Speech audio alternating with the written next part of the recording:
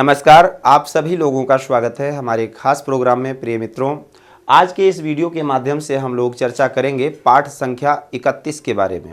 अगर आप क्रमबद्ध तरीके से पाठ को अध्ययन कर रहे हैं, निश्चित है ज्योतिष आपके समझ में आ रहा होगा। अगर पाठ संख्या आपने 30 को अध्ययन किया है तो निश्चित है 31 भी आपके समझ में आएगा। पहले पाठ में हमने आपको बोला था कि हम लोग फलित ज्योतिष सीखेंगे। यहाँ से फलित ज्योतिष होरा शास्त्र पद्धति के माध्यम से सीखेंगे और होरा शास्त्र जो कि महर्षि पराशर और मैत्रेय जो कि परम शिष्य हैं पराशर जी के, इनके प्रश्न उत्तर में ही पूरा रचित है। तो मैत्रेय जी कहते हैं पराशर जी से, गुरु जी ये जो परमात्मा का अवतार हुआ है तो क्या इसमें केवल परमात्मा अंश ही है या इससे कुछ फलित भी सीख सकते हैं, जीवांश मात्र भी है? और इसमें फलित में हम कैसे क्या धारण कर सकते हैं? पराशर जी कहते हैं 2 श्लोक के माध्यम से है और संक्षेप में हम आपको समझाने का प्रयास करते हैं। कहते हैं रामावतारः सूर्यस्य चंद्रस्य यदुनायकः नरसिंहो भूमिपुत्रस्य बुद्धः सोमसुतस्य च। राम जी का जो अवतार हुआ है सूर्य वंश में हुआ है। सूर्य के गुण स्वरूप को अंश को प्राप्त करके, सूर्य अंश को प्राप्त करके राम जी ने अवतार लिया है, सूर्य वंश में अवतार लिया। तो अगर सूर्य की बात करें तो सूर्य जहाँ तक आपने अभी तक पाठ में समझा है, आगे और भी समझेंगे। सूर्य के गुण स्वरूप को देखिए और राम जी के गुण स्वरूप को देखिए, निश्चित है आपको बहुत कुछ समझ में आएगा। सूर्य एक निश्चित समय पर सुबह उदय होते हैं और शाम को एक निश्चित ही समय पर अस्त हो जाते हैं। अब इसीलिए सूर्य को जब बात की कि आत्मा का कारक माना जाता है, आत्मा भी एक निश्चित समय में शरीर में प्रवेश करती है और एक निश्चित समय पर निकल जाती है। उसको इससे मतलब नहीं है कि बच्चा छोटा है, घर में परेशानी है, कोई कमाने वाला नहीं है, कैसे घर खर्च चलेगा, कोई कितना रोएगा, कितना दुखी होगा, क्या क्या परेशानी है, कोई मतलब नहीं है।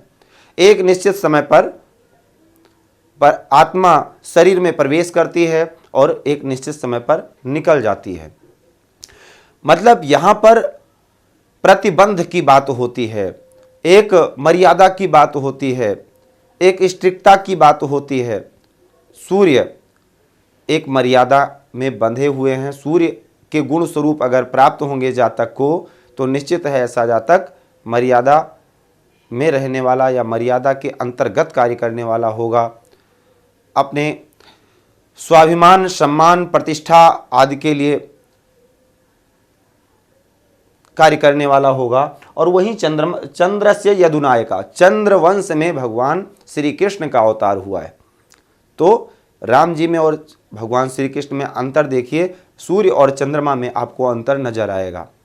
चंद्रमा कला कला बढ़ते हैं और घटते हैं। चंद्रमा 16 कलाओं से परिपूर्ण है। चंद्रमा सौम्य है, चंद्रमा चंचल हैं। चंद्रमा के जो गुण स्वरूप हैं भगवान श्री कृष्ण के अंदर भी व्याप्त हैं। वहीं अगर नरसिंह हो भूमिपुत्रस्य, भगवान नरसिंह का जो अवतार हुआ है वो भूमिपुत्र यानी मंगल के अंश को लेकर के भगवान नरसिंह का अवतार हुआ है। अब मंगल की अगर हम बात करें तो बल की बात होती है, खून खराबे की बात होती है, लड़ाई झगड़े की बात होती है, हथियार की बात होती है, शस्त्र की बात होती है। तो भगवान नरसिंह के नख थे और प्रकट होते ही हिरण्याकश्यप का नाखूनों से ही वध कर दिया। तो जो गुण स्वरूप मंगल के हैं, नरसिंह भगवान के हैं, वो मंगल में आप देख सकते हैं, या जो मंगल में है वो नरसिंह भगवान में देख सकते हैं। बुधः सोमसुतस्य च, बुद्ध हम लोग कहते हैं ना बौद्धावतारे, संकल्प में बोलते हैं। तो जो बुद्ध सोमसुतस्य च यानी चंद्रमा के पुत्र, सोम मतलब चंद्रमा, सुतस्य यानी उनके पुत्र बुद्ध, बुद्ध से परमात्मा अंश प्राप्त करके बुद्ध का अवतार हुआ। तो इससे हम क्या समझ सकते हैं? गुण स्वरूप को भी समझ सकते हैं और इससे ये भी समझ सकते हैं कि अगर किसी जातक का सूर्य खराब है, सूर्य पीड़ित है, सूर्य अशुभ है या सूर्य से कोई पीड़ा है, तो क्या उसको हम ये बता सकते हैं कि आप राम जी की आराधना कीजिए, निश्चित आपको लाभ मिलेगा। अगर चंद्रमा खराब है तो भगवान श्री कृष्ण की आराधना बता सकते हैं, बिल्कुल बता सकते हैं। इसी प्रकार से वामनो विबुधे जस्य भार्गवो भार्गवस्य च, जो वामन भगवान का अवतार हुआ है वो गुरु से हुआ है। अब गुरु के गुण स्वरूप को देख लीजिए और वामन भगवान के गुण स्वरूप को देख लीजिए। परशुराम का जो अवतार हुआ है वो शुक्र से हुआ है। दोनों, एक दैत्य गुरु शुक्राचार्य हैं, वर्ण में दोनों लोग ब्राह्मण हैं, दैत्य गुरु शुक्राचार्य जी भी ब्राह्मण हैं और देव गुरु बृहस्पति भी ब्राह्मण हैं। तो जो परशुराम जी हैं वो भी ब्राह्मण हैं और जो वामन भगवान है वो भी ब्राह्मण है। तो इनका अवतार देवगुरु बृहस्पति व शुक्र से हुआ। कूर्मो भास्करस्य पुत्रस्य, कूर्मो भास्कर पुत्रस्य सिंहकेयस्य सूकरः। कूर्मो अवतार जो हुआ है वो भास्कर पुत्र यानी भास्कर सूर्य भगवान के पुत्र शनि देव से हुआ है। और सिंहकेयस्य सूकरः, सूकर भगवान का जो अवतार हुआ वो सिंहकेयस, यहाँ राहु के माता का नाम सिंहिका है।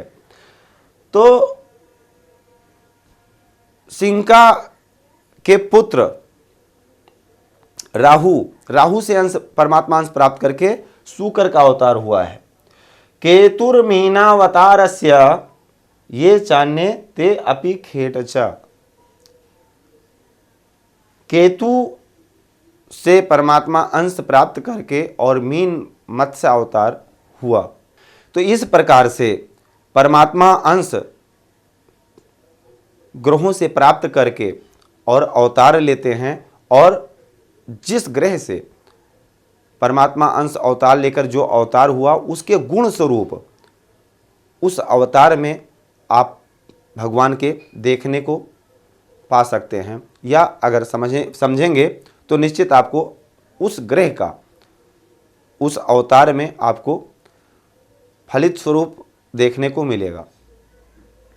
इसके बाद मैत्रेय जी कहते हैं पराशर जी से कि ये जो इतने सारे अवतार हुए हैं इसमें सब में बराबर परमात्मा अंश है या किसी में कम या किसी में ज़्यादा है, या जीवांश ज़्यादा है या परमात्मा अंश ज़्यादा है या किसी में परमात्मा अंश ही ज़्यादा है। तो ये इतने सारे अवतार जो परमात्मा के हुए हैं वो इन ग्रहों से परमात्मा अंश प्राप्त करके और नारायण का अवतार हुआ है, और ग्रहों के गुण स्वरूप को उस अवतार में आप देख सकते हैं, फलित स्वरूप में आप जान सकते हैं। तो इस प्रकार से आप समझ सकते हैं कि किस ग्रह का गुण स्वरूप परमात्मा के अंदर, जिस ग्रह का गुण स्वरूप परमात्मा अंश लेकर के अवतार लिए हैं, उस ग्रह का उस देवता में, उन देवता के अंदर गुण स्वरूप आपको देखने को मिलेगा, फलित स्वरूप आप समझ सकते हैं। तो आज के लिए सिर्फ इतना ही। अगले वीडियो में, अगले पाठ में आपसे फिर मिलेंगे पुनः। तब तक के लिए जय सिया राम। भूमि, भवन, वाहन, धन, संपत्ति, शादी, व्यापार एवं संतान आदि से संबंधित समस्याओं से हैं परेशान और चाहते हैं उसका संपूर्ण निदान, तो ज्योतिर्विद अमरीश तिवारी जी से तुरंत संपर्क करें। हमारे संपर्क सूत्र हैं 9718504998। हमारे यहाँ वैदिक ब्राह्मणों के द्वारा सभी प्रकार के पूजा पाठ, कर्मकांड, यज्ञ अनुष्ठान, विवाह, गृह कलेश, काल सर्पदोष व नवग्रहों की पूजा आदि कराई जाती है। हमारे यहाँ सभी प्रकार के यंत्र, राशि रत्न, कवच, जन्मपत्री एवं रुद्राक्ष सिद्ध किए जाते हैं।